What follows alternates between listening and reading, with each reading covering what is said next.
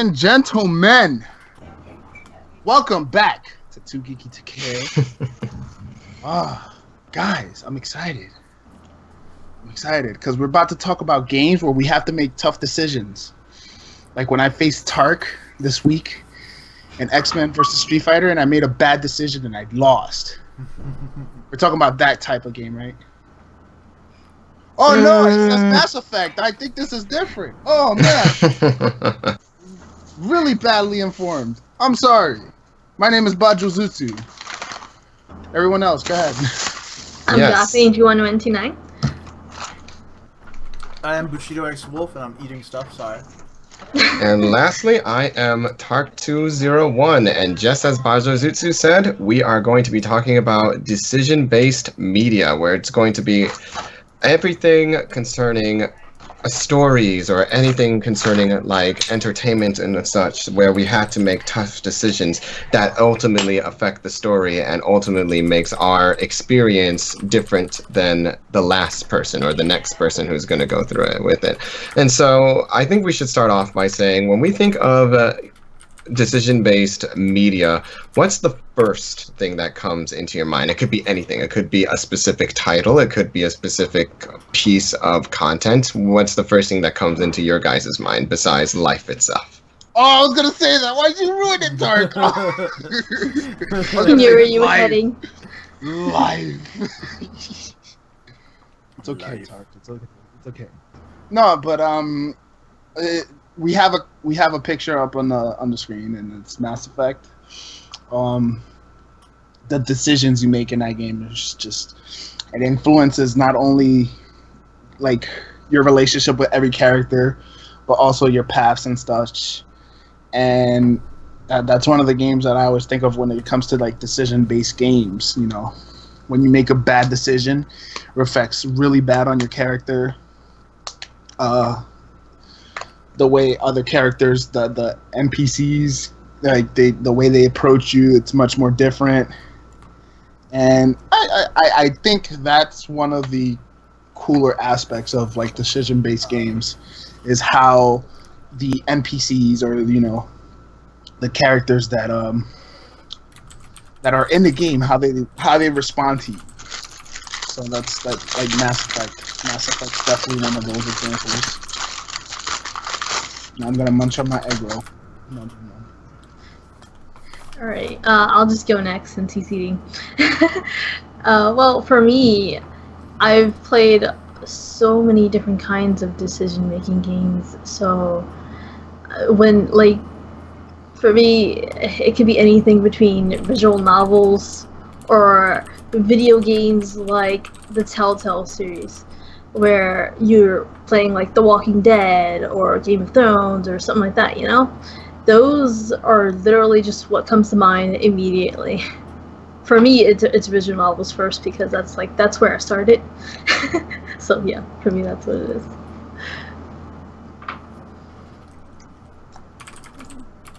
I think Bushido should go next. Alright. As far as decision-based games go, I think one of the ones I usually jump to immediately, is usually D&D, like Dungeons and Dragons. So. Oh yeah, absolutely. The reason I jump to that one is because, unlike with most other games and a lot of other media and stuff like that, you have so much freedom. I mean, depending on your dungeon master. I mean, even if you're the dungeon master himself, the amount of freedom you have to make decisions and do things is astronomical. It's absolutely hilarious too.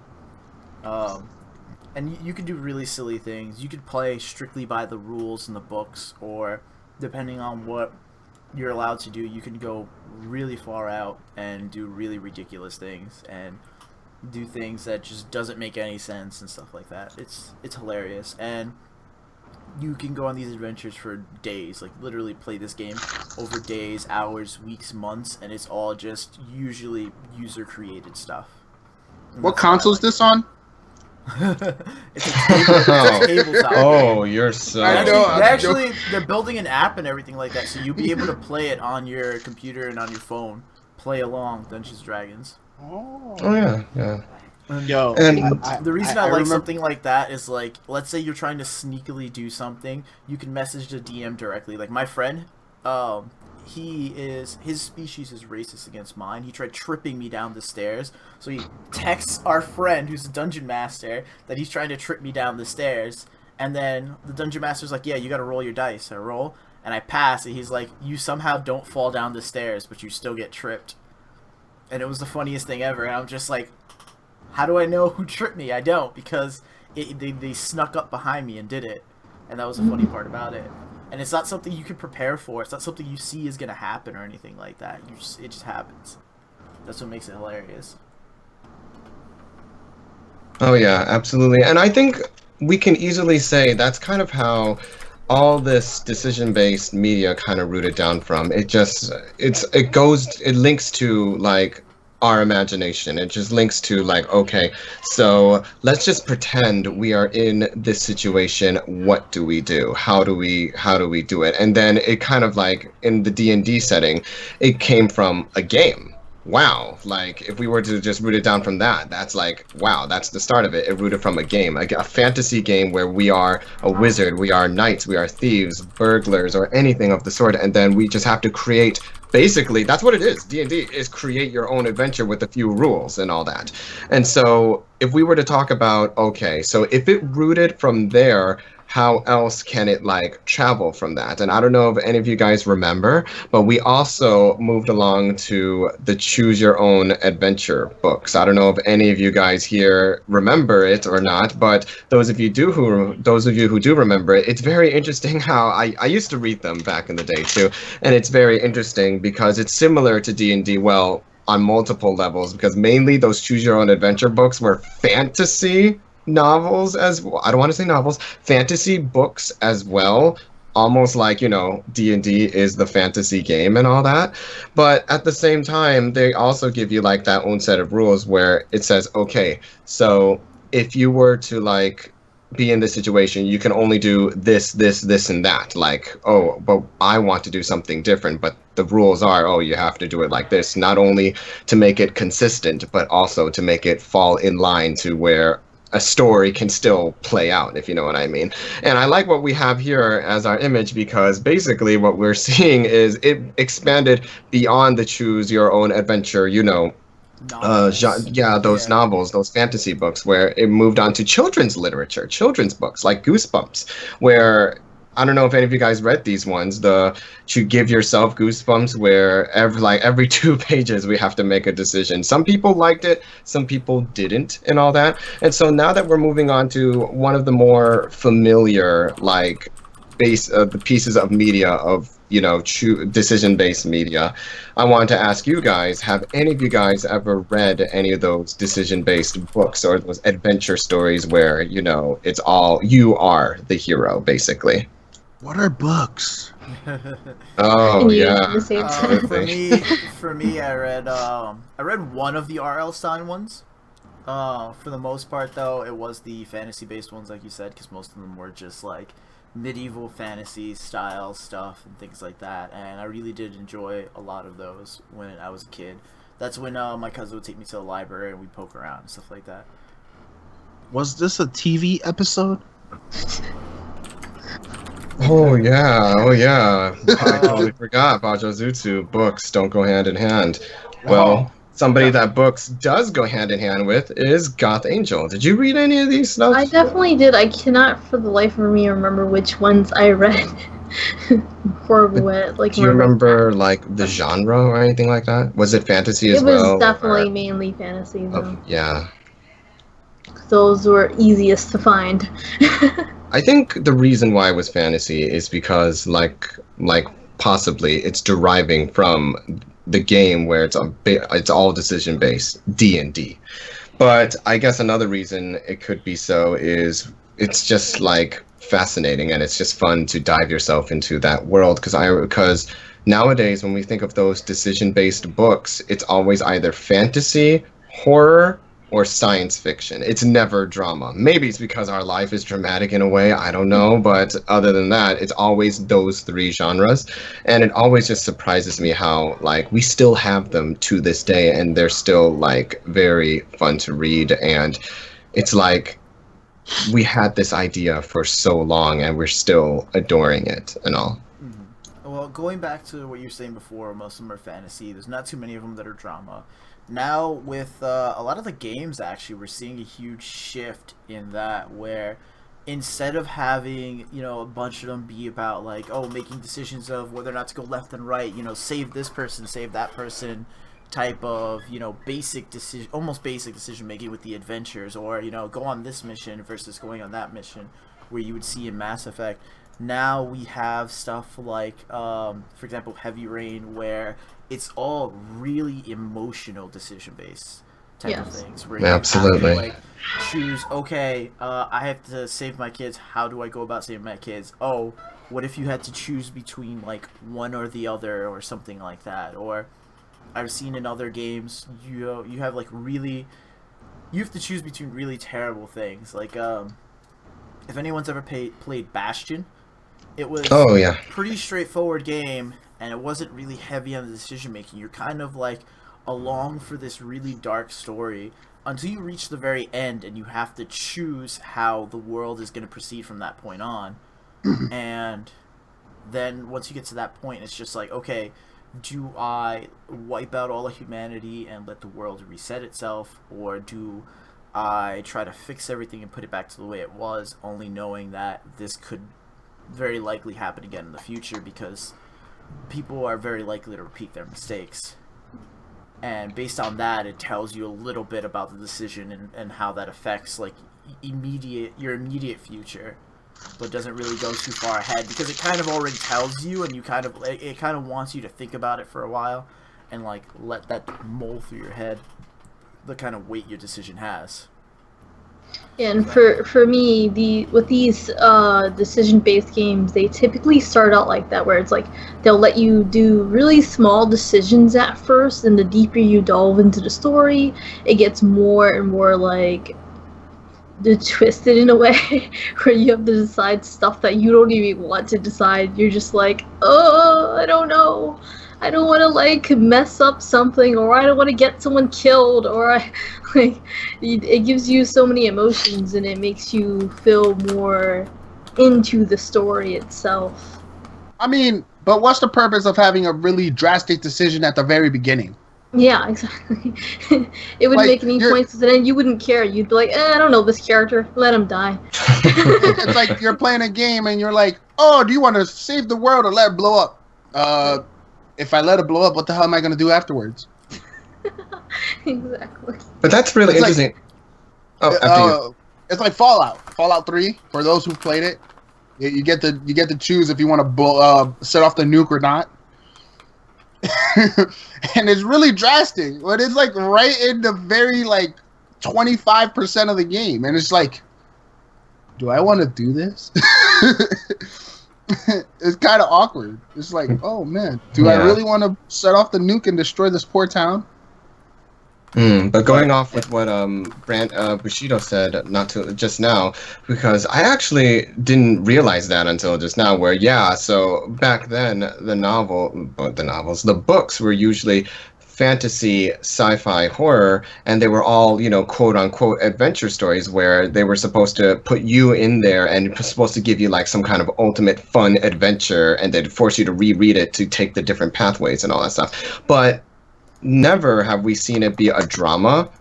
But nowadays, like what Bushido just said, now that I think about it, a lot of people are playing like the video games of today, which we will get into later on, where people are getting so emotional, and people are making these decisions that's making them double think and making them kind of like cough. Yeah. What? Life is strange. Cough. Yeah, that is true. Getting people to be very emotional, making them double think their decisions, and ultimately it's turning into like it's dramatic and very, very powerful in storytelling.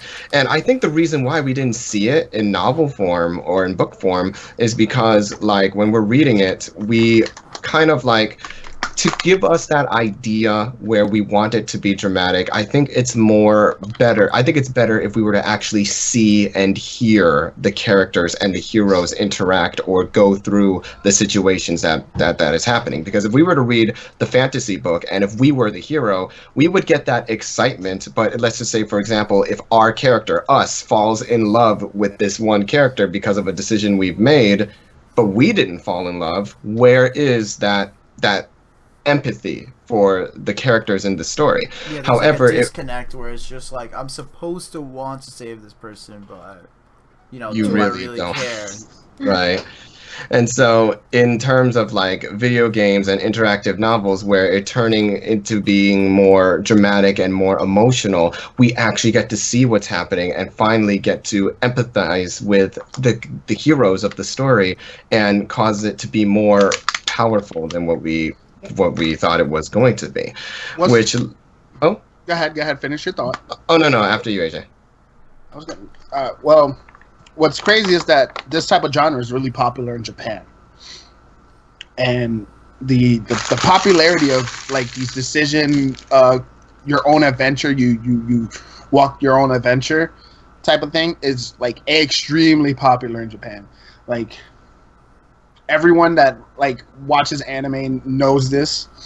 Everyone that like has interest in the culture of like, you know, Japan, like what goes on in Japan, they know that these type of games are the ones that bring the most money in Japan. And it's crazy because, like, for example, the visual novels, the majority of them come from Japan. Those games sell a lot, and they have a huge fan base over here in the United States as well. But in Japan, it's insane how many people actually enjoy it. And then you have the naughty ones, the ones where you have tentacles and like all this craziness. Those also sell a lot in Japan. No, I'm just kidding. And here too, apparently. No, I'm just kidding. They sell a lot in Japan, and so this genre itself in Japan is really, really huge, to the point where if you play JRPGs, the majority of JRPGs have some sort of, oh well, you know, this decision is going to drastically influence your game. And not only that, you see it in all the other games as well. Like, we're going to talk about it, but this choose your adventure type of thing, really popular in Japan. And not only that, it's a huge attraction over here in the Western world as well. So just throwing that out, guys. Just throwing that out.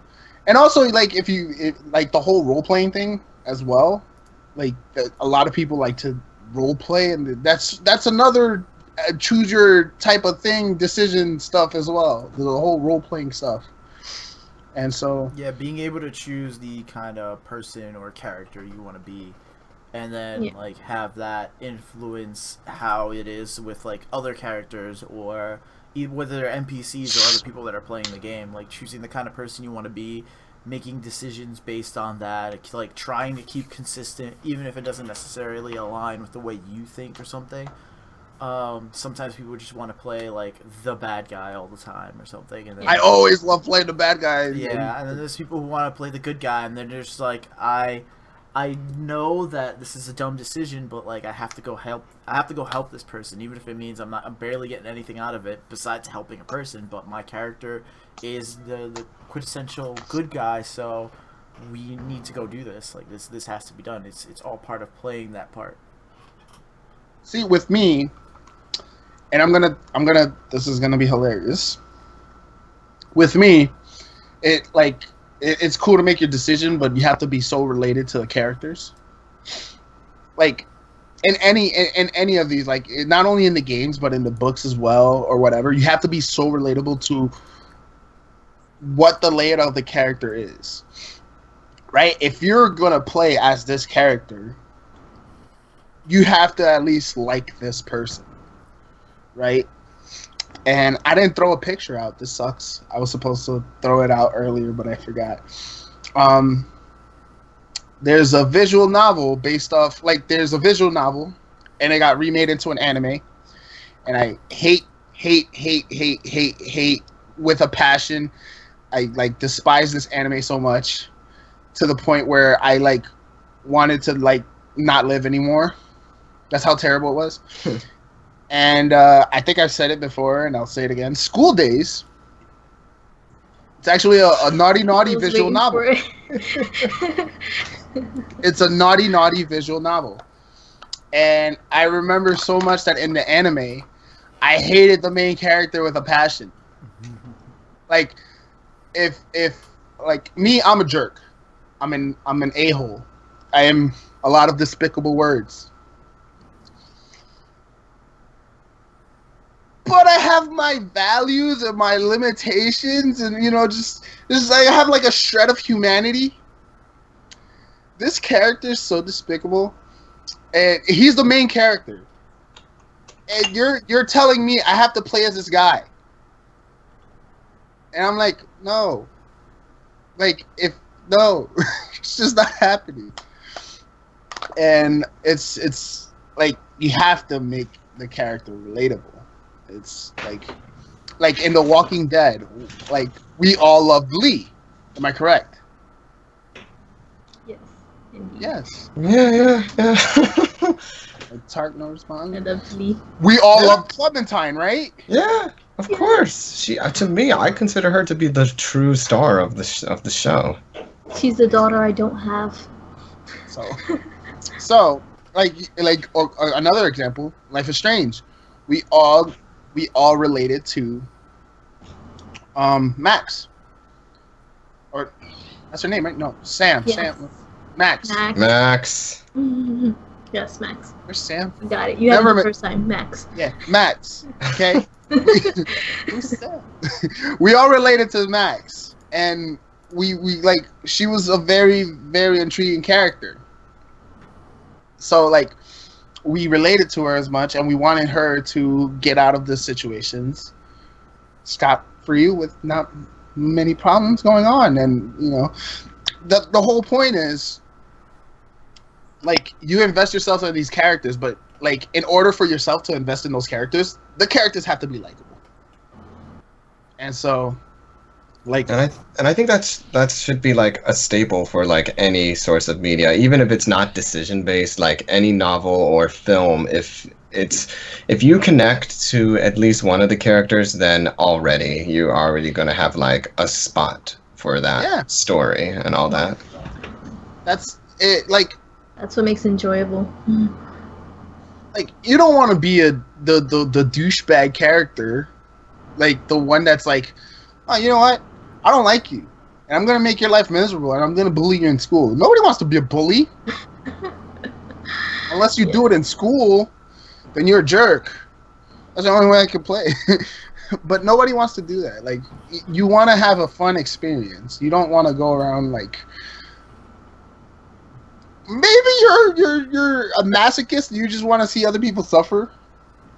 And that's on you, but I personally, I like investing myself in characters, and I want to get into it, and I want to see it pay off. That's why games like Life is Strange and, Walking Dead. That's why people still play D&D, because people love playing D&D. They get into it so much.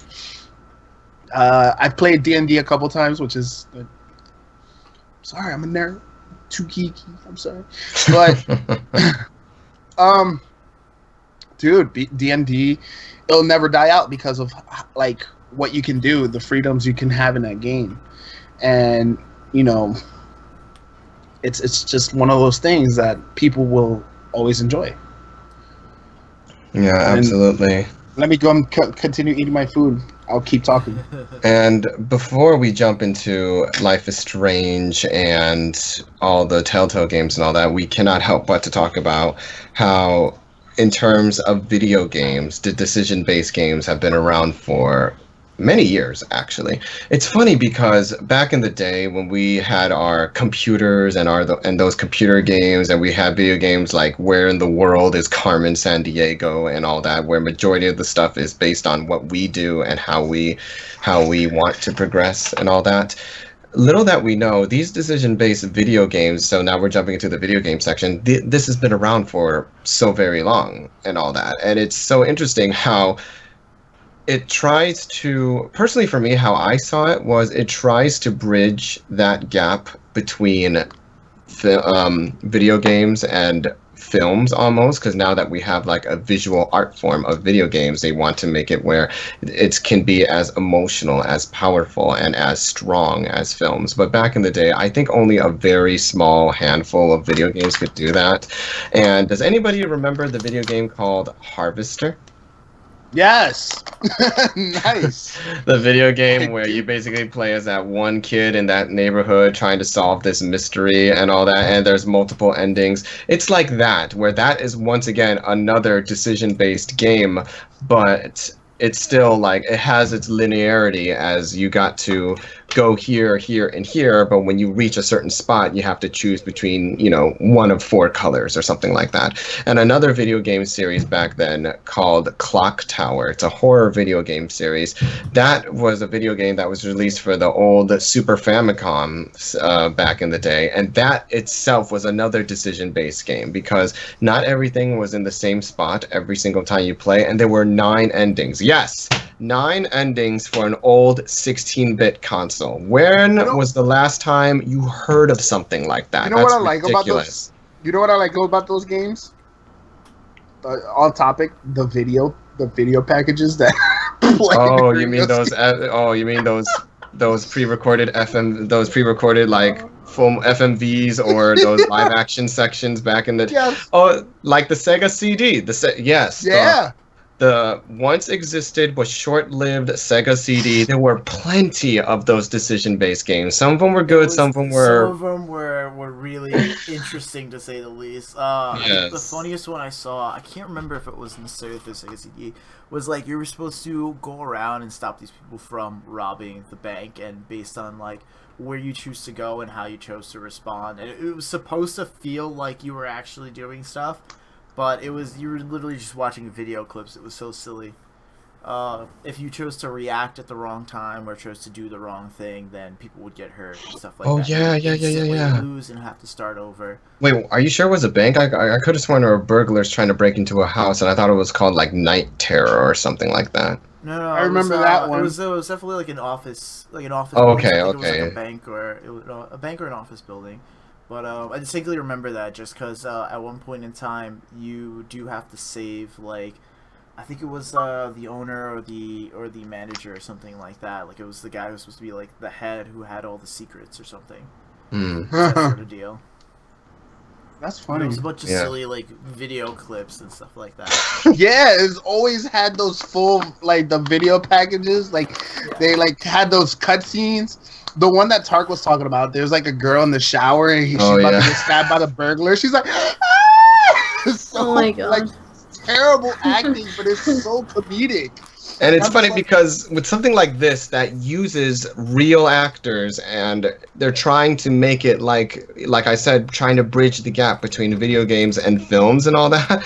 It's so funny because like if you play it, you can't help but to sometimes imagine you're watching a film and then you're watching it and you're like, oh crap, I'm supposed to do something right. It's so, and then you get. And what Bajazusu just said, yes, the acting. That's another thing why I think some of those decision-based games kind of failed. It's because they're trying to make it, trying to bridge that gap. However, I think because when the actors know it's not for a film, the budget is not as big as what it, as Hollywood films and all that, I guess they kind of like, I don't really need to give it my all and all that other stuff. And so I think that kind of came around where they thought it shouldn't be taken seriously, but at the same time that kind of affected what everybody thought about those decision-based video games back then. But that goes to show you that it was there. You know what I want? I want people to bring back those type of decision-based games and have one with Tommy Wiseau. No, please, don't do this. No. Yeah. So, how's your sex life, Mark? So they had this idea about trying to make it like a film and like a video game at the same time, but they just weren't not there yet. And then there was this break or this absence of these type of video games unless you were in the independent scene. And in the independent scene, they were still making these games, but in the mainstream stuff, everybody was favoring, first person shooters and all these bigger like adventure games that were selling and all that other stuff. But there were always those decision-based games, and there were always those MMORPGs that were still walking around that gave people like that insight of it still existed until we reached the 21st century, where all of a sudden this genre of video games that we thought disappeared, everybody forgot, and it was long gone, all of a sudden had a resurgence with one video game. And then next thing you know, after this, everybody wanted to do it. I'm pretty sure you guys heard of it. It's called The Walking Dead, right? I thought you was gonna say Back to the Future, but then The Walking Dead came out before Back to the Future. No, Back to the Future first. I had all the Back to the Future games before The Walking Dead was out. That's why I was like, oh, why does Telltale Games make more games? And then I found out about The Walking Dead. I was like, oh, that'll probably be cool. Whatever, I'll check it out someday. I actually found out about The Walking Dead, and then shortly after, when I was like, I need more, I found out about Back to the Future. I didn't get to actually play it yet, but I can. Back to the Future's I fun. played Back. But yes, I was like, oh my god, I I remember watching that movie. I have to play it one day. That's why I'm like, Tark, wait, what? What about Back to the Future? I need to watch it. If No, not, I get why Tark said I get why Tark said The Walking Dead. Mm-hmm. It's because was it's the the biggest popular one that really blew up. It's the biggest one. The show is like super popular. And the game is what really exploded. It's what really. I don't even play it for the show. I don't even watch the show. No, of course you don't. I just like the game. But there are plenty of people like that too. That. But like it was literally that. For a lot of people, The Walking Dead game was really what made this genre popular. Mm. It did. It was great. Don't get me wrong, Tark. You are correct. No, it's a but Telltale did definitely do Back to the Future. Yes, I forgot about that. Especially right now, everyone's really into that apocalyptic theme. So I think that's mainly why it got really popular. Besides the feels. The feels are strong. They could have done a like what is it? The one they just did, the Game of Thrones one, the same year, like if instead of The Walking Dead, they would have put Game of Thrones, it probably still would have been just as popular. That one would have been the most popular if it wasn't for The Walking Dead. If it wasn't for The Walking Dead, like just because everyone loves the. Just the gore. That zombie craze, man. It was the zombie craze. It could also be, or it also could be they're riding off of the success of the popularity of modern times. Like, I think the reason why I forgot about Back to the Future, well, first off, I did play it, all of it, and I thought it was great and all, but I don't think it sold as much because I guess the reason why was because we had Back to the Future games in the past and not all of them were, good and all that. And so when this one came around, it was one of those like sleeper hits that nobody really came by to notice, especially only if you were a fan of the trilogy or the series of Back to the Future and anything like that, you would have noticed it. But if you were just like the average gamer, I guess something like that where like, oh, when was the last time we saw a Back to the Future film? Oh, the 80s? Oh, why are we going to play a game that came out like 20 plus years later, right? And then we have Walking Dead, where not only is it a fantastic graphic novel series that is still going on to this day, we also have a very popular two shows, actually. Yes, two shows. It was just one show at that time. Yeah, at that time, it was just one show. And that alone was actually very popular. And when that came out, like what Bajrazutsu just said, everybody rioted up. I think they were trying to write off the success of that. And then next thing you know, boom, it's great. Mainly because Walking Dead, both graphic novel and show, it's already a very emotional show to begin with. Because like everybody thinks about The Walking Dead, there are zombies in there, and it's like what Goth said, it's about the post-apocalyptic era and all that other stuff. But me personally, whenever I read the graphic novel or watch the show, I'm never afraid of the zombies. I'm never afraid about this, about, you know, the environment that they live in. What I am afraid about, the zombies are background characters. yeah, pretty what much. I'm afraid of are the It's people. the people. Exactly. They're the monsters. What can they do? And if you do play The Walking Dead, you find that out very quickly, that the people are a lot more dangerous than the zombies walking. Because the people are the monsters. Exactly. How desperate are you to survive? What kind of I mean, situation would change you for the worse? Yeah, Yeah, exactly. We were talking to Dwarf, who is in chat right now.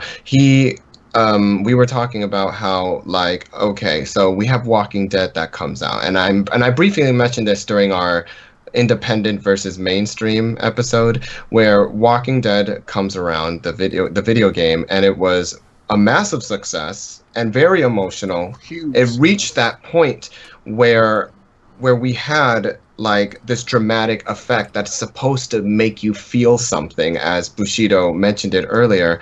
It made so much money, it was super popular, and it was super good. We have something like The Walking Dead win so many Game of the Year awards, and then something that made even more money like Call of Duty and graphically was more powerful didn't. How did that work? And I think it's because of when the experience you get from The Walking Dead is something longer lasting, something that's supposed to make you have a deeper insight. And once again, it just brought back this old genre of games that we thought was lost, and next thing you know, it's popular again. And then, as Bushido mentioned it, after that, we came out with Heavy Rain, as Bushido mentioned earlier. And it's interesting because with these decision-based video games, they've always been trying to bridge the gap between motion pictures and video games. And I personally think with Heavy Rain, that was the one where, okay, we're going to show you that it is still possible, and not only is it still possible, we're gonna do it and all that. Just to throw this And out, personally, I think they did it probably the best with their two games. Absolutely. Just to throw it out, my favorite part of Heavy Rain was the glitch where you could just press the button and repeatedly scream, "Shot!" Oh yeah. No. Oh yeah, that was hilarious. Oh my gosh, no. But The yeah. freaking person's chasing you, just screaming, "Shot!" So now that we moved on to like this era where like we have all these decision-based video games and all that, and they really like give us that feel of like motion pictures, because even today we have all these other video games that are trying to look like films already, like the Uncharted series, Mass Effect and all that. They all look like films, especially Mass Effect, because Mass Effect has like an ensemble cast. Let's not forget about that. That's hilarious to me. It's great. Oh no, it's unbelievable. I'm like, oh my gosh, look at all these Hollywood actors in this one game. It's freaking ridiculous and all that. Seth Green as Joker. Yeah. And all that. And so, but when it comes to the Quantic Dream games like Heavy Rain and beyond, it's like, it really feels like for the first time, because I think I played Heavy Rain before I played Uncharted and before I played Mass Effect and all that, where it really did feel like, to me, it wasn't a video game. It was more like an interactive film, almost. Yeah. For Beyond Two Souls, for me, I hadn't played it, but I watched someone stream it, and I literally just sat there and watched it as if it was a movie. Yeah. Because that's what it felt like to me. I got really, really into it. I played it and I made it a good chunk of the way through the game, and it got like it was very, very how to say, emotionally overwhelming at some points, where I was just like, all right, I need a break, because at one point I was literally playing it for like I think 6 straight hours or something like that. And I mean, it's meant for you to play it in one sitting because it's like a movie. Yeah, and it was funny because like I played it. I'm the type of person who interacts with every interactable object, who will go through and loot everything lootable and stuff like that. So I was doing everything I could, and after a while, it was just too much. Like all the decisions you had to make and all the things you had to think about, and then there was just one point where the character, I don't want to ruin it too much with the character, gets really depressed, and the series of decisions you had to make at that point in time.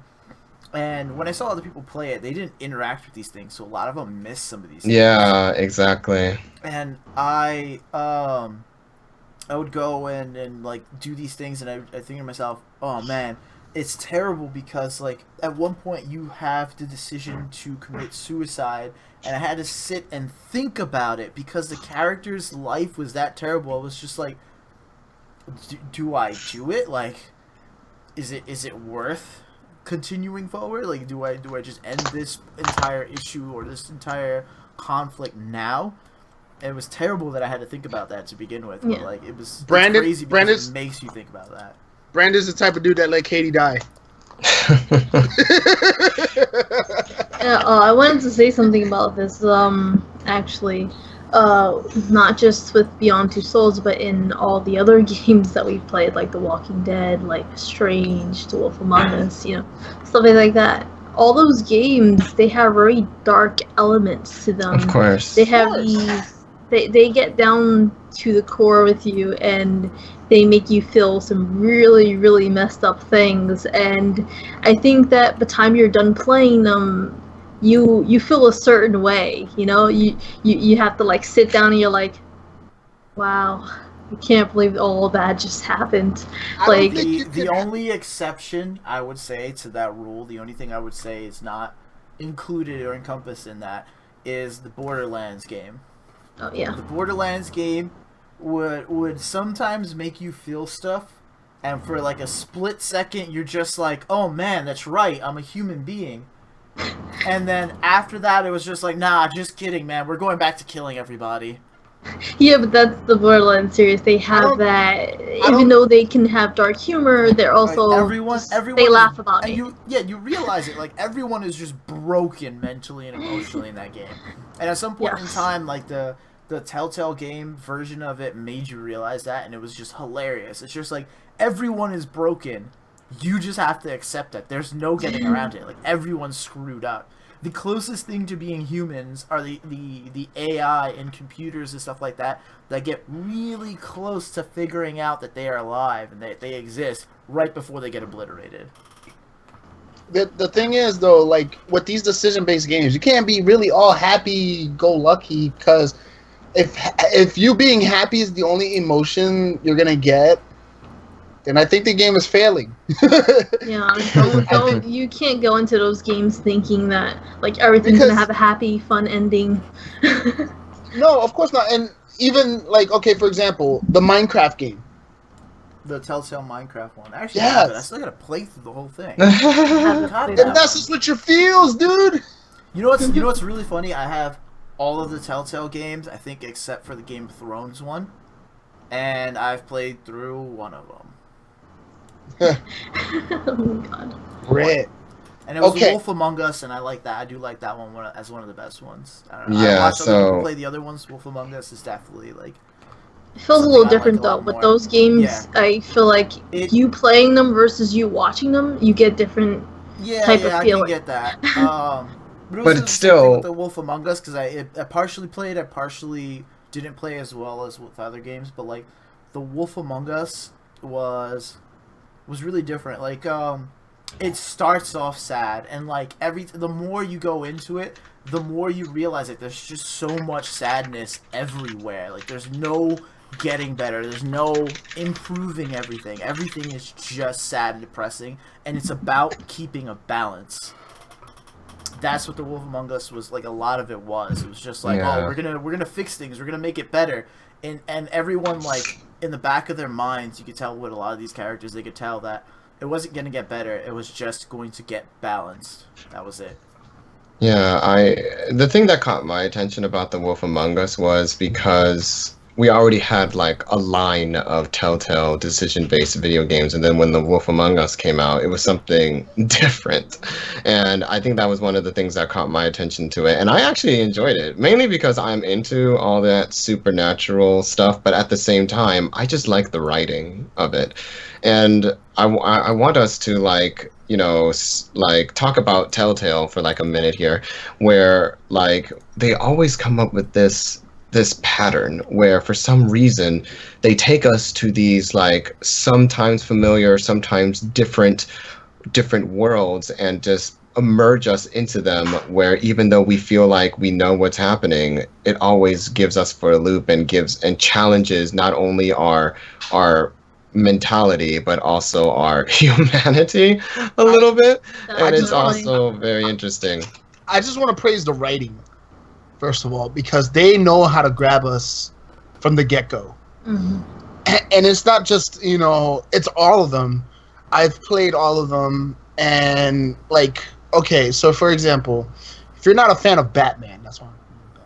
Oh yeah, there was the Batman. I keep forgetting about that. I keep forgetting about all their. There's also a Guardians one. There's also a Guardians one. It just keeps going. So if you're not a fan of Batman, but you start playing the game, you delve right into it because it gets into you emotionally, and you start investing yourself in Batman, and you're like, wow, okay. But it's because, again, if it's not you have to be able to tell a good story. And I praise Telltale for the writing. They are geniuses when it comes to laying out, okay, this is what we're gonna do with this game, and this is how we're gonna develop all of this. And they grab you from the get-go, from the very beginning. Like, the new Walking Dead, the new season of The Walking Dead, you get a new character, and you're like, okay, new character. It's not Clementine. It's not Lee. Okay, so what's up with this character? Boom, you're already invested because from the get-go you see that this person has suffered so much already through the zombie apocalypse, and you're already like, man, I feel bad for this guy. And then you walk his path, and you're like, oh my gosh, this guy is going through so much.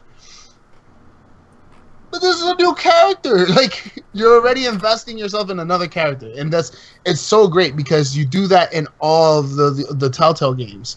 Like the Borderlands characters, they never appeared once in Borderlands. These are completely new characters. What happened? You invest in those characters, and it's really fun. I also like that they also hint at the timelines of each universe. For example, The Walking Dead, in all 3 seasons, there's a character from the show that show up in the games. Didn't know that, right? You're all looking at me like I'm crazy. I usually notice these things, but it's usually like sort of a background thing. Okay. They just slide it in there. Borderlands. Every episode you got a new character. You got a different character from the games. You got Zero in episode 1. Yes.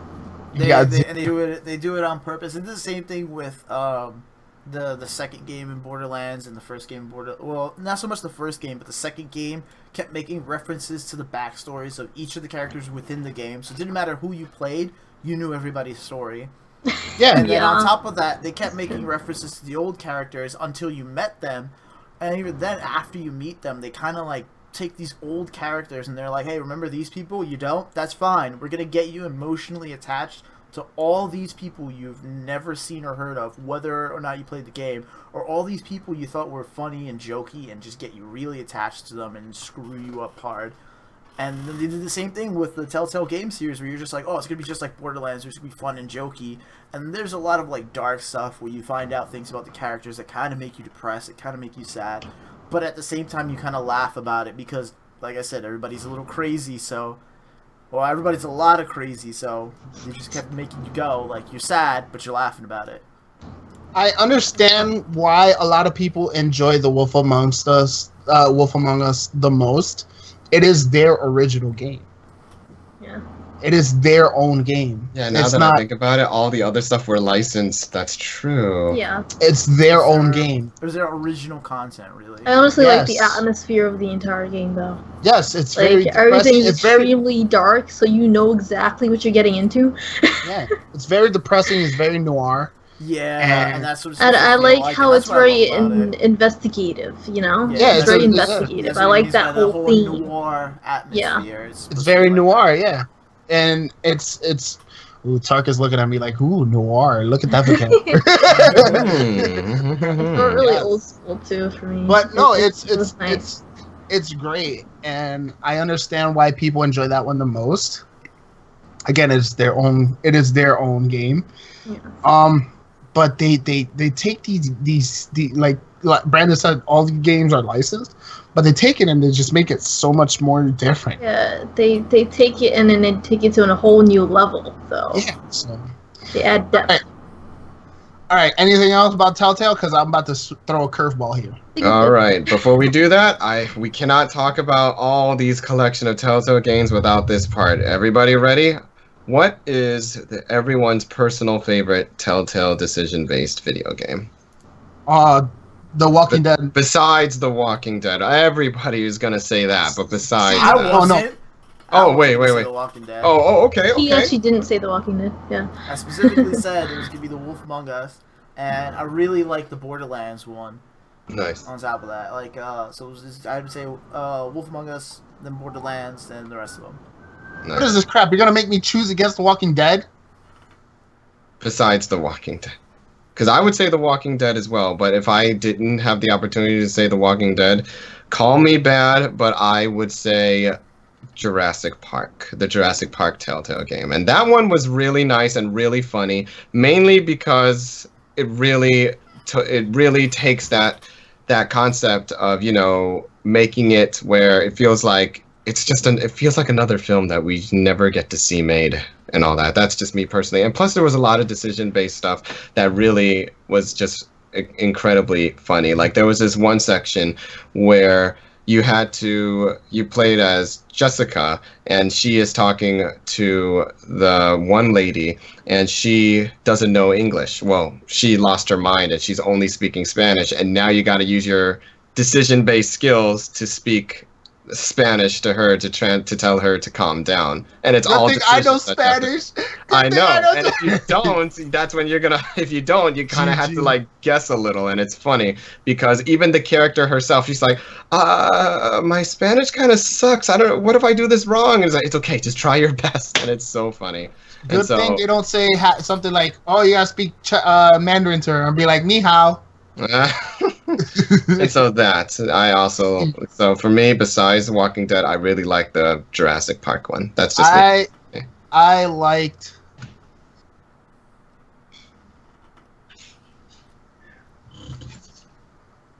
Damn. I'm gonna say the Batman one. The Batman one's really interesting. But that's because I'm a fan of Batman. Yeah.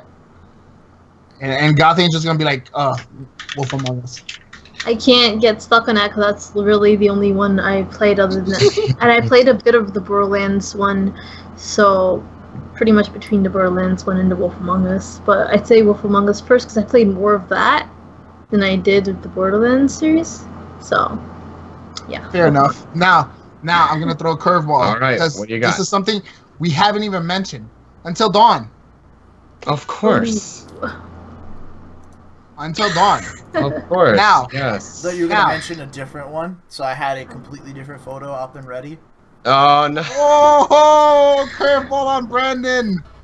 Curveball on Brandon. I have two other games outside of this one that I still have to mention. So when we're done talking about this one, I'm ready. But Until Dawn was highly, highly popular. It was popular at its time, yes. When it first came out. Yes. And then the hype was gone. Of course the hype is gone. It's like a year old, like almost 2 years old already. Yeah. I guess, but Until Dawn was almost like a blend between Beyond Two Souls and Heavy Rain. Beyond Two Souls in a way where Until Dawn is trying to be very cinematic and very much like a film, almost like a supernatural slasher film. Yeah, this was this dark story too. And the Heavy Rain part is these characters, they can a number of them could die or live depending on what you do. Same thing with Heavy Rain, where if a character dies, it's not, okay, game over, would you like to try again? It's no, the story keeps on going, except that character was absent in the next few parts, and it ultimately affects the overarching narrative. And same thing with Until Dawn, which made the gameplay even more stressful, I guess. That's why I enjoyed Until Dawn. It was because, dude, your character died, and he died. Yeah, I liked that game too. It was really fun. I played it, and I actually got scared. It actually scared me a few times. I hate the what are they called? The weeaboos? The Wendigos. Spoiler. Spoiler alert. Yeah, Wendigos. Spoiler alert. I thought they were the weeaboos. Gonna kill some weeaboos. I can see where you got the confusion from. It's very close. Slight pronunciation difference, you know. God and Bushido, you guys had experience with Until Dawn? I had experience with Until Dawn, but not playing it. I did watch it, and I did enjoy watching it. However, I didn't really enjoy it. And the main reason I didn't enjoy it was because of the constant cliches. And some of the characters that you just wished would die. Oh, I know who you're talking about. You're just like, please die. Someone just kill her, please. Oh, you're talking about Emily. There were several characters in there where I was just like, okay, I kind of don't like any of these characters. It's just, for me, none of the characters were likable. And that's why I didn't enjoy I liked Hayden Panettiere's character. She was cool. Sam. I'm pretty sure that's the Sam you were talking about earlier, Bajo Zutsu. For me, that one was a fail. I couldn't get into it. The only aspect I think I really enjoyed was the whole, like, when you're in that psychologist's office and he's showing you a bunch of pictures of things and you're picking through which one you, like, basically fear. And they use it in the story, which is... I found that to be, like, a really cool aspect of the whole game. Yeah. Other than that, I really didn't get into it. What's that? You're scared of spiders? Let's just put a whole bunch of them in that room. I thought that was pretty cool. Like, they're using your fears against you. What about you, Bushido? Your experience with Until Dawn before moving on to the big one? So my experience, it was watching other people play it, stuff like that. I thought it was really good. For me, there was, like, you didn't hate the characters. Like, I didn't necessarily hate all of the characters or anything like that. It was always the one, you know, that everybody dislikes because they get really irrational and things like that. Why are you all hating on Emily? Mine was giving her really irrational under pressure. But you know, so everybody has, like, that least favorite character. For me, though, it was always like, I really like this character. Oh, I guess they're dead. Never mind. 5 minutes later, you know what? I'm starting to like this guy. Oh, never mind. He's dead. Yeah, that game, you weren't allowed to like anyone. Oh, it was constant. They will die if you do. Constant. It was so funny, though. Every single time. Everybody hated Emily. Everybody. And she survives! I made her survive. She's the only one who survived when I played. I was like, yes! Piss people off. It was hilarious, All right. Here we go. Right, so the moment we've all been waiting for. In honor of this episode, we're going to finally talk about it. Let's all just relax and talk about Life is Strange for a second here. The one that is blowing up, the one that has a lot of people on Twitch, YouTube, Twitter.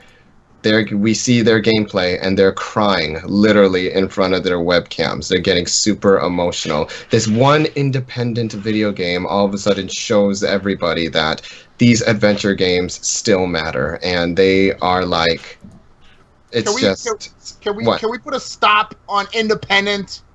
Okay, it was. It isn't now, but it was. Back then. It's not. If it's published by Square Enix, it's not independent, okay? The devs, friend. If it was published by Square Enix, okay, this is the one issue I have. It's not independent, okay? I understand that Don't Tell was its own company, but Square Enix put its tag on it. Therefore, it is no longer independent. The filthy, grubby little fingers. Okay. We all know Square Enix is so evil. They are. Okay, where's my Kingdom Hearts 3? God damn it! It's coming. It's coming. It's coming. Eventually, when the hype is just about dead, they'll be like, hey, guess what? Boom! When Left 4 Dead 3 comes out. That's like what's that game? The Last Guardian. That's Valve. We're talking about Square Enix. Square Enix just Remember- they wait until the money train is almost completely dry, and then they're just like, here you go, another cinematic masterpiece. We're gonna win 18 more awards, and it's gonna be okay. And then we're gonna make you wait another 10 years for a new one. Well, It's they like- did mention Kingdom Hearts 3 was going to be the end of the Dark Seeker saga. So, in other words, if they were to make a KH4, for all we know, it's going to start a completely new It's cast. gonna be a completely new arc. It might not even be called Kingdom Hearts necessarily. Yeah. Like Kingdom Hearts 4. It'll probably It's gonna be have called like a new Heart arc name. Kingdom. Heart Kingdom 1. Sure. It'll But it'll anyways- have like a new arc name. But anyways, go back to Anyway. Life is Yeah, Strange. back to Life is Strange. Life is Well, Strange. What is everyone's thoughts on this game? Let's start with Goth, Oh god, why start with me? because I think you have a lot to say about this title. I have I a have lot the to least to say say about about it. Yes, he does. And you go next. Sure. I do not know how to start with this. How about you Overall, tell what us? did you- How did you what- tell? How about you tell us? How did you find out about this game? How did you come across it, and why did you play it? What caught your attention to it? Honestly, I was on Xbox and they were just showing it everywhere, and I was like, "What is this? I like the title." And then pretty much I just clicked on it and I was like, "Oh, this looks really cool. Let me try the whatever demo or trial, whatever the heck you want to call it." Either way, I tried it out, and then I was like, "Oh my gosh, I need more." And then I actually bought it. So yeah, that's pretty much how it started for me. That's how I discovered it. No one really told me about it. I just kind of saw it advertised, and I definitely had to. Yeah. And did you play it when all the episodes were released, or did you just start one by one? I started it one by one. Oh, really? I did not. When I played I typically hate doing this because I'm one of those people who cannot wait. I'd rather like spam the whole thing in one day or something, but I don't know. It was really good, and I think pretty much what made me want to continue playing is how it started. Because the series starts out really, really dramatic, and it just makes you want to continue. And then once you realize what the series is actually about, you kind of just can't. You can't push your controller down, your mouse down, whatever you're playing it on, and you really just want to go on forever. But I think for me, the whole aspect of the game itself was the decisions, the huge decisions you had to make. Of course, it was really tiny ones at first, but then it was like, okay, like if you made a mistake in that series, it was like, all right, you can just go back. You can just go back. And at first, that's what I did a lot in that game, but this game in particular is very unique with trying to go back, because if you went back too many times or too far back, you would pretty much injure your character. I don't know if anyone else found that out by doing it too many times. Nosebleed! But if you did that, she either had a really horrible migraine or she would bleed out of her nose, become very dizzy. So Which is that's really- something that you couldn't just keep doing. Oh yeah. You had And a sort of limitation to it. And I almost like that aspect a lot, because usually in these decision-based games, once you make your decision, that's it. But just give you the opportunity to like do it all over again and all that stuff. Like after you make your decision, it makes you, the player, like double think yourself and make you doubt everything you do. Especially every time you make a decision, she always questions it too. She's like, I don't know if I should have done that. I could always go Yeah. back, and then it makes you think, wait. You're Should like, should I do that? Yeah. Yeah, so it's like maybe. that. I think it was also it was a good aspect and a bad aspect. I want to say a bad aspect as well, because when you did that, and then you stop for a minute and you think, wait, did I really need to go back? That was a really simple mistake I made. Am I overusing this? At some point you feel like you're abusing the power. And that's definitely how I felt. Because every time I was like, oh crap, I didn't mean to do that. Let me just go back real quick. And it was always the timing too. Like if there was something specific that was happening and you were like, no, that's not what I needed to do. I need to go back, but I need to like run this way instead. You had to time it really well because you could only go back so far. So ultimately, you recommend it, and it was something incredible. She enjoyed it a lot. Yeah, it was very, very much enjoyable, and it was different from a lot of the ones that I had already played, and so for me it was very unique in many ways, and I liked the whole aspect of the story itself. So. Yeah. All right. What about you, Bushido? What is your experience with this groundbreaking hit? So when I watched the trailer and read the synopsis, I had the exact same reaction Ben just had. Where he was like, this is a really well developed butterfly effect. Those was my reaction. Nice. So I was like, this is cool. This is a really well developed butterfly effect. I'll check it out at some point in time. And when I read more into it, it picked up a lot of popularity. I thought of like starting to recommend it for people and stuff like that. I think there's like an extra copy of the entire season pass, like for the whole thing, still sitting in my Steam library because I was like, I'm gonna gift this to somebody eventually, and somebody will want to play it, Same thing I always do. But no, when I read more into the story and the games, and I watched little snippets of people playing and stuff like that, I thought it was a really, really cool concept for a game. And I really liked how it focuses way more on the getting you emotionally connected and getting you emotionally involved aspect, as opposed to some other games where they're just like, okay, you have like 3 seconds to decide this right now. You probably won't even be able to read all the decisions in time. So try to look for a key word. Hopefully you'll find the decision you're looking for in the 3 seconds you have to choose, This one, you get a little bit more time, but like after a certain point, everything weighs so heavily. Even if you have more time to pick a decision, even though you could just be like, okay, I'm gonna do this, you have to be really careful about it. You're still just like, do I really want to do that? What if that screws this up? Okay, how's that gonna make this go over? Or if it's just like, oh, this isn't that big a deal, you make a decision and then you see how it ripples out and it just kind of screws you over, or it kind of screws over the story and things like that. I thought it was really, really cool the way they did everything, and just the fact that like a lot of these other games, you're just like, oh, if I could just go back a little bit and try to fix this error. And then you do that in this game. Like, this game focuses on being able to try to fix your mistakes, but it's sort of like an inevitability type of thing. Like, inevitably, you have to go forward, and inevitably, you have to, like, deal with certain problems, and there's certain things you just can't avoid or escape. Yes, definitely. So that's what I like. I think that's what it made you think twice for that reason. Yeah, totally. What about you, Tark? Well, believe it or not, I did not get any synopsis, or I did not see any trailers, or I know about the gameplay. Like, it was like I did library sharing on Steam with my cousin and all that, and then all he said to me was, "Yo, you should totally try out Life is Strange. It's actually pretty good." And I was like, okay.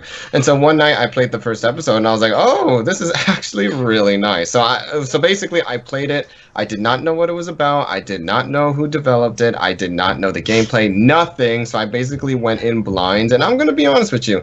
The first episode, I thought it was all right. And then when I hit the second episode, the final thing that happens in the second episode, I don't want to spoil it for anyone here who hasn't played it, but the thing that happens in the second episode, that was when I was like, yeah, I'm not going to stop. It's like things are getting rather interesting. This is like a film, and it feels like not only did I all of a sudden get attached to at least like 3 of those characters and all that, all of a sudden I'm really invested to see how it's all going to turn out because I feel really bad for all of them and all that. And so I really liked it and all that. I enjoyed it a lot. It's not my personal favorite of these new modern decision-based video games, but it's at least in my top 5. It has to be. And not only that, the voice acting was really nice, and the soundtrack was also really nice as well. I'm gonna feel I bad love for Max's you. voice. I'm gonna feel bad for you because the majority of those voice actors not coming back. I Yeah, know, I unfortunately. know, Yeah, it's so- horrible. I mean, for Yeah. a good reason, from what I understand. So. Voice actor strike. Yeah. That's horrible. So basically, yeah, I enjoyed it, and it was really nice, and I liked it. Let's see if we enjoy the new cast. Well, with me, I didn't play the game until just recently, but I was at my friend's house and she played the game one whole night, and I was there with her, and I was like, dude, this game is freaking crazy.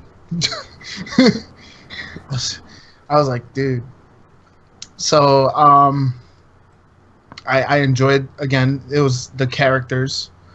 It looked nice. The soundtrack was kick ass. Yeah.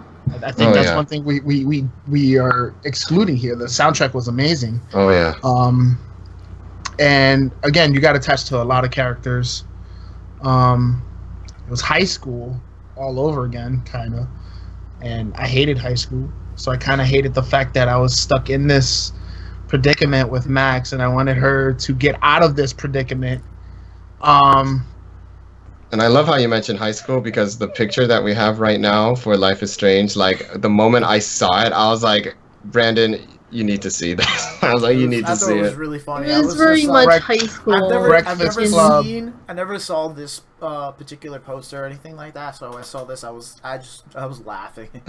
Breakfast so Club much. to the max. But, to the max. But it was great, and I wanted to play it myself, and I got into it very heavily. I got invested. Very great game. What I was highly disappointed in, and I Square Enix, if you're ever looking at this, I want to know, and I want to see what happened to Katie. I want to see that video. Like they never Oh showed. yeah, I think that's they You deliberately wanna did it to see make that it up video, for eh? the interpretations. They Make it up no for- yeah. no. They pretty much hinted around that video the entire time. I think I you wanna- could know. You can kind of guess what the video was. I want to see it visually. You didn't need to see. Why? No, I want. that's not something they could have shown. Why not? It's messed up. What do you So- mean, anyways? So, all right. To wrap it up, All right. So, Tark, what do you want to say before I go ahead and just continue spewing? no, you continue, and then I have one last question. I was gonna ask. Oh, a I question. still got 2 other games to talk about. How about Oh you? my gosh! Please go All ahead. right, and do- all right. So, Is one of them Skyrim? no, I something better than Skyrim. Uh-oh. This one doesn't have potato people graphics. So, Ooh. All right, what do you All right. got? The Witcher. The Witcher. Oh Amazing. yeah. Yeah, Forgot about we this. totally forgot about this one. Dude, Wild Hunt is great. The second one's amazing. I have the first one on my Mac. So I figured AJ would have like plenty to talk about.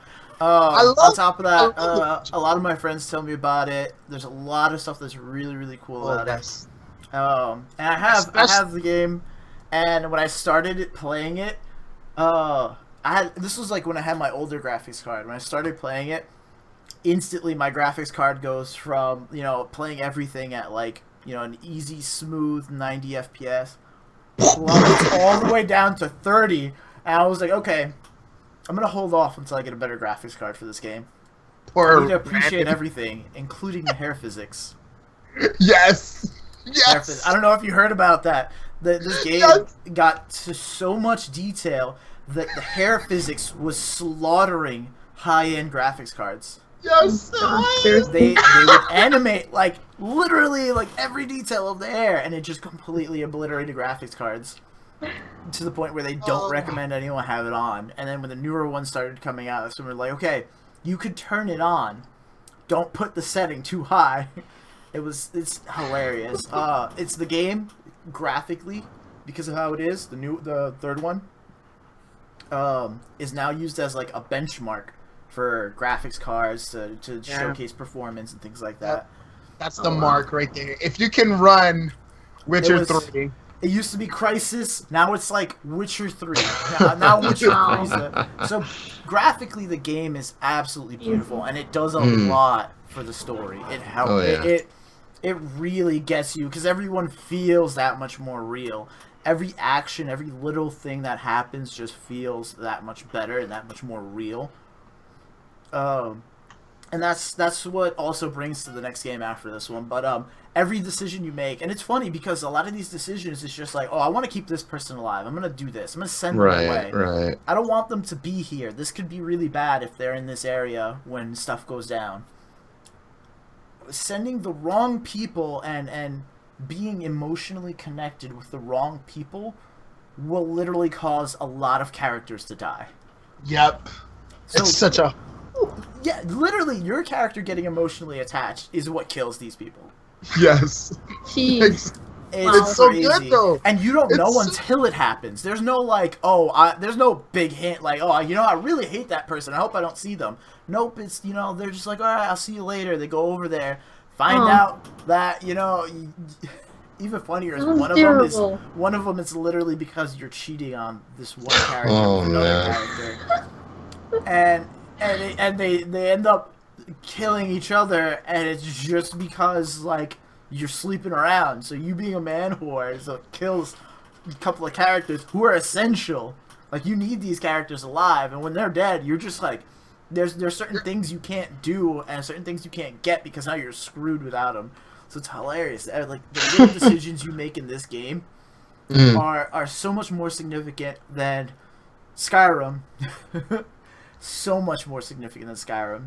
So this is a huge step up, I would say. So I definitely wanted to bring up The Witcher, just because it does a great job for that. For being the role-playing game, its decision-making elements are really, really significant, unlike other role-playing games where like they go, oh, it's really important to the story. You either get the good ending or the bad ending, you know? Like it's the two alternate ending type of thing. Witcher, it's a lot more open-ended than that, which I like. What I like the most about the decision making is which girl you want to sleep with. Of course. Of course. AJ, you can't pick them all. You can't pick them all. Everybody dies. It's You're really right. That's why I have important. to. That's why I have to make different save points, man. It's who you gonna sleep with. It's very significant. Believe it or not, it's significant who you sleep with too. If you don't sleep with somebody, they'll like you less. Yeah. Oh, it shoot. is significant. No, but It's terrible. And if you but sleep it's with the hilarious. one if you sleep with one character, the other character dislikes, it just like ruins your relationship with them. oh my gosh. All right, so let's just have multiple people in the bed at the same time. Works totally fine. They don't like that either. They Hey, all you kill can't do each other. If you're lucky, they don't try to kill you. You can't do a Kratos, okay? Yeah, this is not God of War over here. What are you thinking? This is how Oh we my got the God. new God of War that doesn't even have a number anymore. They're just resetting the numbers. Don't like that trend, by the way, but side story. Well then, be careful who you sleep with. Exactly. You might have kids, believe it or not, that's still a thing. All right, Brandon. What's the next one? Next one is one that's not out yet, but it's coming out soon. I want to say very soon. Can't remember the exact release date. It's gonna be Detroit Become Human. Oh my gosh, Yes. that is my most anticipated PS4 Is that game. the How, one- how hold on, dare hold on. all of you Familiar, I forget don't know. about this game? Oh, I was This- about to. I I was remember. about to. That's the one with the negotiator, right? He's Yeah. got- So one Yeah. scene that they showed was the negotiator scene. That's one scene. That's not the whole story. That's No, a I small know. part. It's different. So- It's different scenarios. So the negotiator scene was a good example of how they're doing the branching story. Yes. Everything, literally, it goes down to when the negotiator scene was the greatest example they could have shown. It's the best way to get people hooked. Then when they showed the other content to it, it's so much more significant than you could imagine. So, for example, with the negotiator scene, it was they are trying to talk this this android. It's an android, and he becomes sentient. He becomes sentient, and he decides that he wants to be free, but obviously the people that own him say, well, you can't, you're property. You can't be free. Who are you to think you can be free? You're an android. We own you. So he takes their daughter hostage. Yeah, he tries to kill the daughter. He takes their daughter hostage, and he's like, I'll kill myself, and I'll kill her if I have to. I'd rather be free. So there's like a dozen different ways this one scenario can play out. This one scenario is a small part of this insanely huge story. And it's all about these androids becoming sentient and becoming human. Blade Runner. They want their freedom. They want to go and be themselves and things like that. And they'll literally go and graffiti walls. They'll start like anarchy movements. They'll break into stores where they're selling these androids. They break into the stores where they're selling these androids, and it's funny because literally the store is very similar to what you would see at like it looks like it was designed by Apple, honestly. Like the way the store is laid out, where they have like these really nice. Everything is almost like a pearl color podium, and there's glass panels on the wall with everything you can do, and all these feature highlights and things like that. And he just goes around, activates all the androids, and makes them sentient. And then just tries to convince them to revolt. And there's so much to it. It's really incredible. And once again, this game is developed by Quantic Dream, the people that made Heavy Rain and Beyond.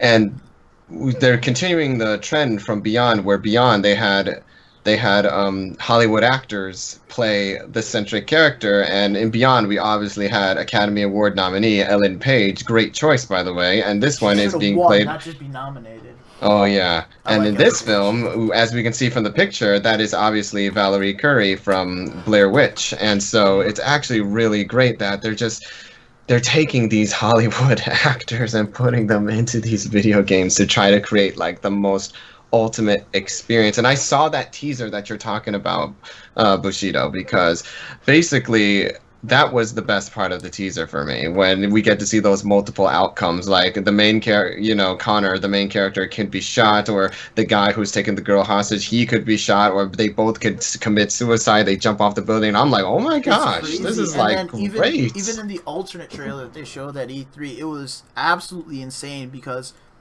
you have to choose whether or not you want to start vandalizing things, or how you want to choose to represent your movement. And you could be complete anarchy, complete vandalism, just slaughtering people, or you could be the peaceful ones who just like vandalize or break into places to free androids. So like you're sort of like freedom fighters instead of vandals or crazy people or anything like that. And there's one huge decision. It starts with they detain the androids end up detaining a police officer who tries to gun them down. He ends up destroying several sentient androids. And they said, oh, he killed a bunch of us. He said we weren't alive, and so on and so forth. He's trying to kill all of us. Android lives matter. What do we do with him? And you can choose between setting him free or anything else. And they hand you a gun. And one of the decisions they show is that you can execute him. Like, you make an example out of him. And that's up to you. And from there, the story just spans in multiple directions. But that one decision is where everything ripples out into up to a point where it's like, okay, you've decided to kill him, you can't turn back anymore. You've set an example. Now everyone's going to start doing this. Eventually, you're going to make it look as if like it's okay for androids to be the dominant race of the planet. And that's when they show down that path, that's when they start the propaganda wave of we're superior to them, but we're subservient to them.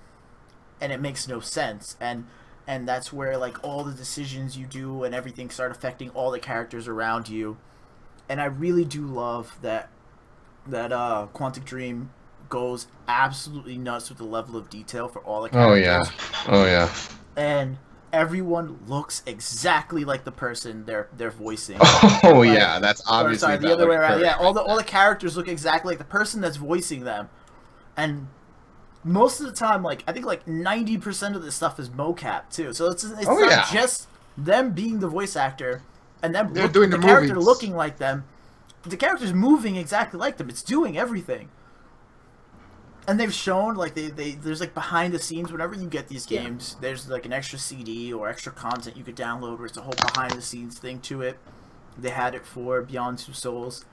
And you see all of like not all of it, but you see a lot of it, how it's captured and how it's done and everything.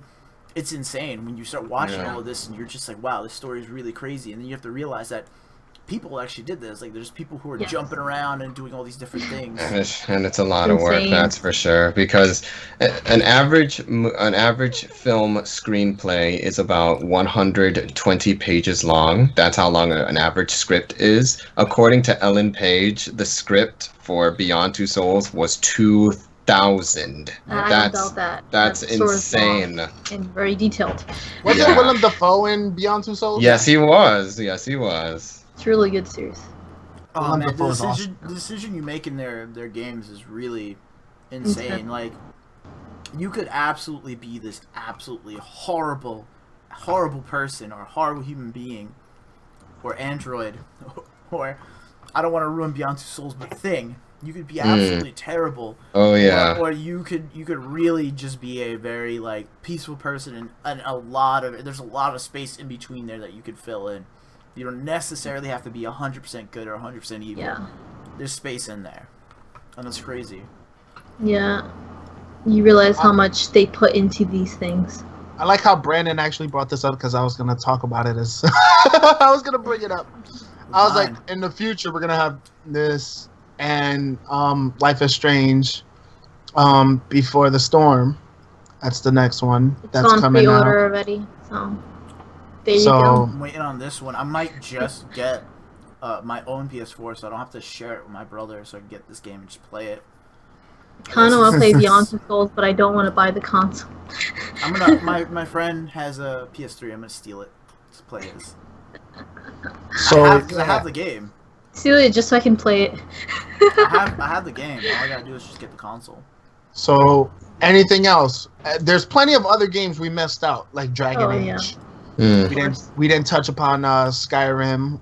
We talked a little. Dragon Age kind of falls in the same line of like Mass Effect, yes, because it's made by BioWare. Yeah. And you could also talk about Anthem, which is going to be coming out as well. That looks like it's going to be BioWare's predecessor to Mass Effect. There's plenty more. You know, Telltale has something up their sleeves. Oh, they're gonna continue. But what else, guys? What else is there? There's a lot of decision making content. Yeah.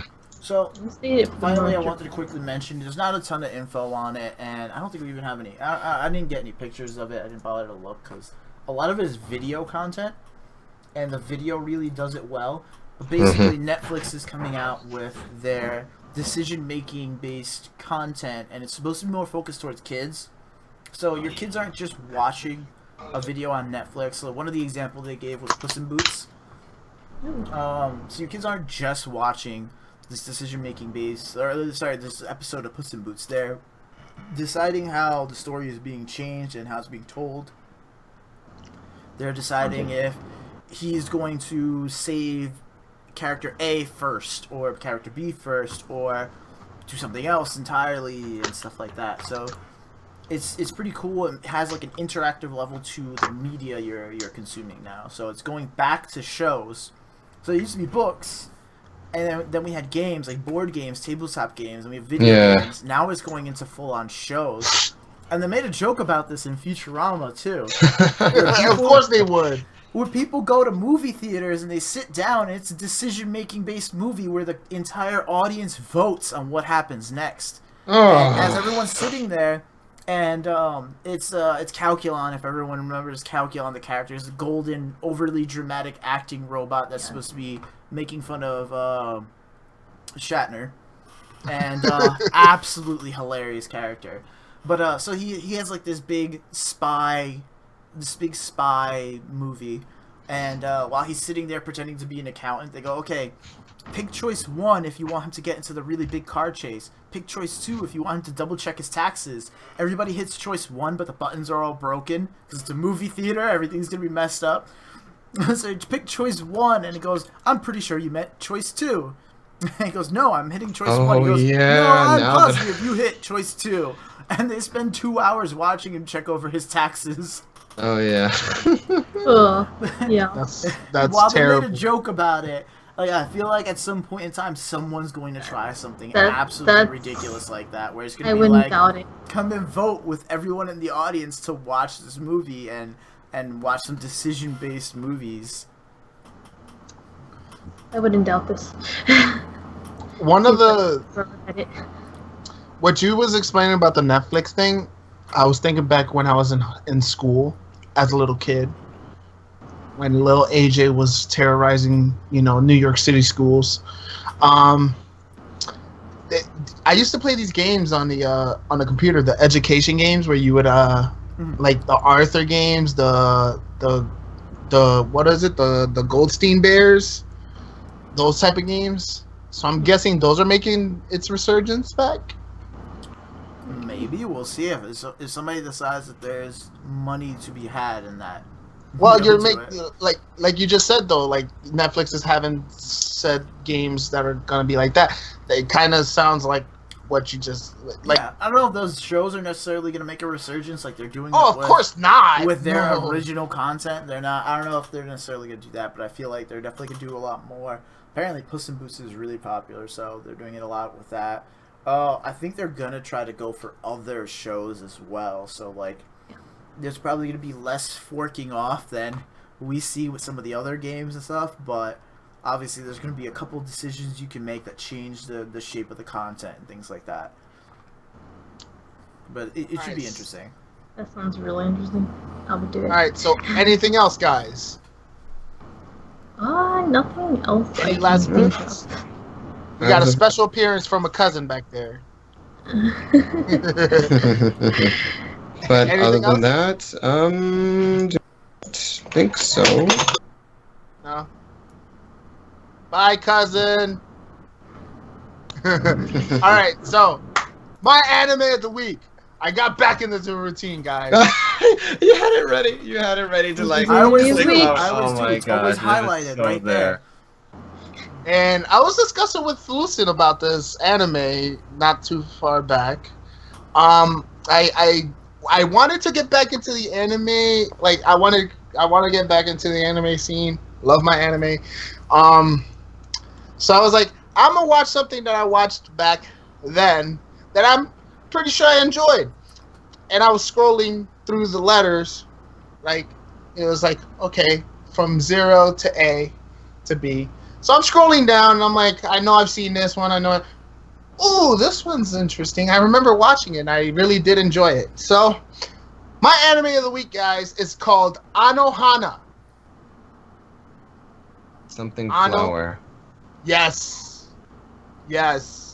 What? Tark, do you know what it is? No. Never heard of it. Flower we saw that day. Oh, cool. Anohana, the flower we saw that day.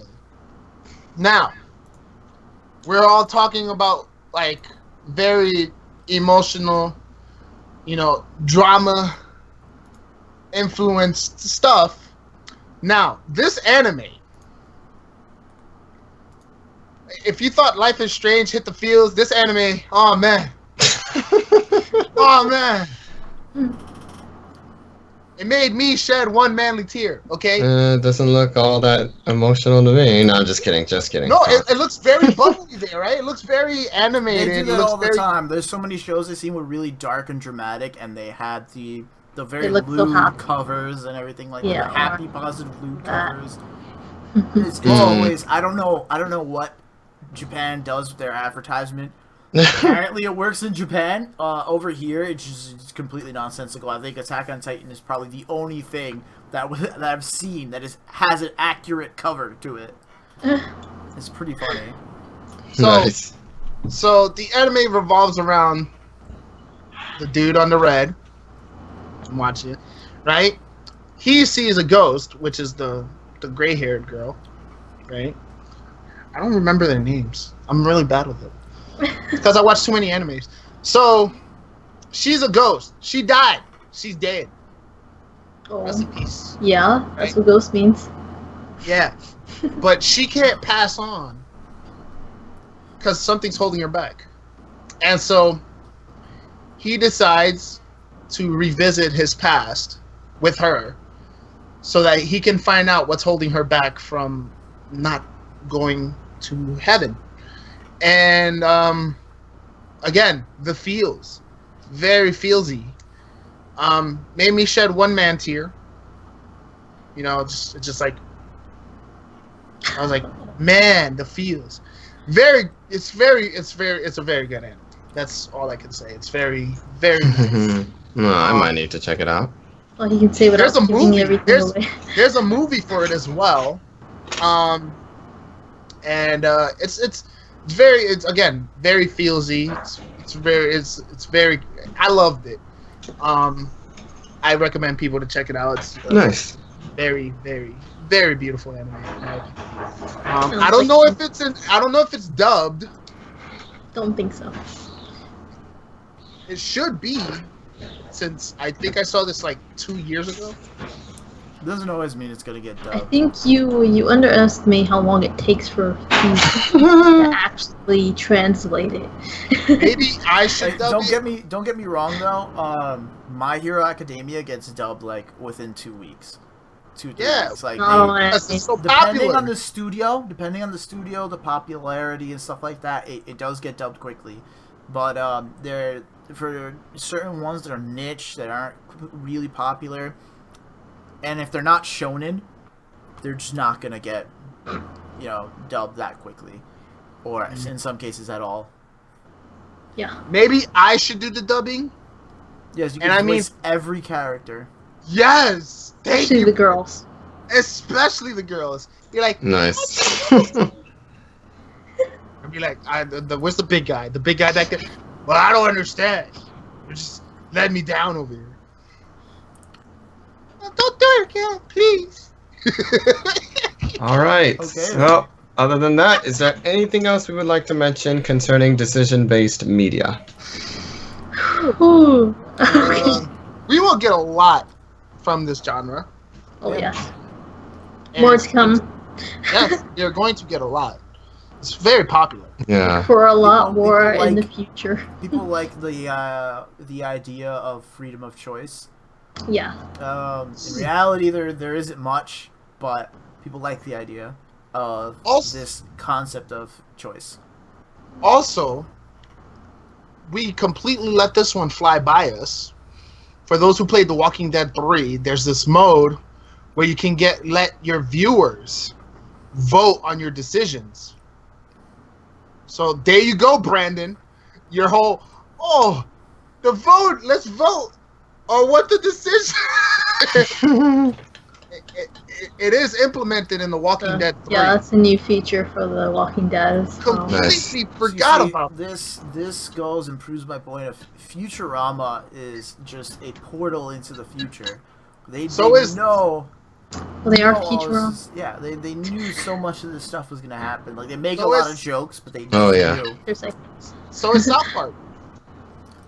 More and The Simpsons too. I mean, Futurama and The Simpsons Yes! are right there, but Yes! like they both of those shows kept spot maybe on they just have predicting mediums things. next to them the whole Seriously, I time. wonder about it. Or maybe people are just like, that's a good idea, let's do that. But it's hilarious though, it really is. They're always really Medium writers. spot on with some of their ridiculous things. So yeah, no, and again, because people like watching what other people would do in those situations. It's such a fun thing, especially on Twitch.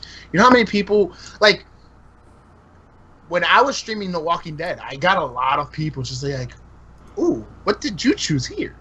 I chose this. Oh, I did this. Oh, I want Dot. what? Oh, I always did the dot. That one time AJ streamed The Walking Dead and literally his response to everything was dot dot dot. I was just like, really? You're gonna do this throughout the whole series? Strong silent type. Everybody loves it. Yeah, Yes. you're real good at this being neutral thing. It was funny because the cop was like, "You gotta at least say something." It's interesting to see what the characters respond to when you don't talk. It's like Grand Theft Auto 3. I was trying to be the guy from Grand Theft Auto 3. He never spoke. Oh my. But yeah, we're gonna see a lot more of this. It's not the end, especially now with this resurgence and all that. And everybody, we want to feel that emotion. We want to have that experience whenever we watch, play, or read something. And having this interactive, media be around, it gives us that little bit of an edge of that experience of what if we were there, and give us that little bit of that taste of what it feels like to be immersive. And I think it's going to be with us forever, especially if it's been around this long, and especially with all these resurgence in both novel and video game format. We're going to see it for a long time, if not forever. Yes, I agree with that, definitely. Who knows how much it's going to expand. All right, guys, that was the episode. All right. And so, as Bajo Zutsu said, that was the episode. Thank you guys so much for sticking around for another TooGeekyToCare podcast where we discuss decision-based media. And thank you guys, all of you, for presenting with us your suggestions and basically the titles that you wanted us to discuss. Thank you guys. We couldn't have done it without all of you. And so, once again, I am Tark201. I am GothAngel1129. I am Bushido X Wolf. And I got a new exit song. It's no more Glorious. Glorious is over. I have a new one. It's the greatest wub wub song I've ever heard in my life. Very scared. Yes. Anyways, so long, farewell. Bye, people. I am Bajo Zutsu. I am Bajo Zutsu, and anyway, thank you guys so much for watching the show. Keep a lookout for our messages. Keep a lookout for our messages on our Discord, and I hope to catch you guys again soon. Thank you guys. Hey, everybody.